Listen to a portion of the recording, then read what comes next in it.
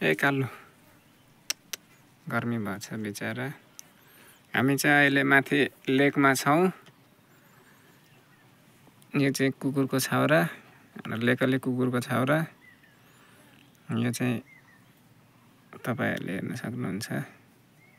Pure लेकले कुकुरको छाउराको खुट्टा यस्तो हुन्छ है गाइजहरु। मातेको यो हेर त मातेको। यसलाई गर्मी भएको छ आज। हाम्रो भेरा चाहिँ उता पारी डाँडातिर छ। आज चाहिँ लेकमा गर्मी भएको छ। यसको आमा अनि यसको बाउ चाहिँ माथि भेरा फार्ममा छ। हाम्रो लेकतिर यस्तै छ। यो चाहिँ बच्चा हो। 2 महिनाको छाउरा हो है केटा हो। लेकले कुकुर। अंग्रेजीमा टिप्टिन मास्टिफ भन्दो रहेछ। हाम्रोतिर चाहिँ यसलाई भोटे कुकुर भन्छ। तर यो चाहिँ भोटे कुकुर नभइकन लोते कुकुर हो जस्तो लाग्छ। यसको छाउरा यस्तै छाउरा चाहियो भने खबर गरौँ।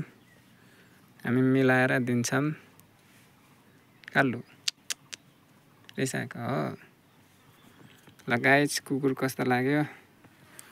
अनि यसलाई किन बान्देको भन्नुहुन्छ भने चाहिँ हामी छोडिदिने हो। तर अहिले चाहिँ यो माथि माउको पछि पछि लाएर गयो भने फेरि सानो छ चितुवाहरूले झम्टिन सक्ला भनेर हो। यसको सेफ्टीको लागि त्यतिको बानेर राखेको।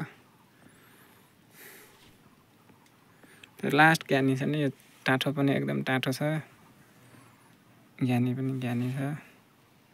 अहिले चाहिँ गर्मी भएर यसको पुरा भुत्लाहरू सब झरिसकेछ है गाइजहरु।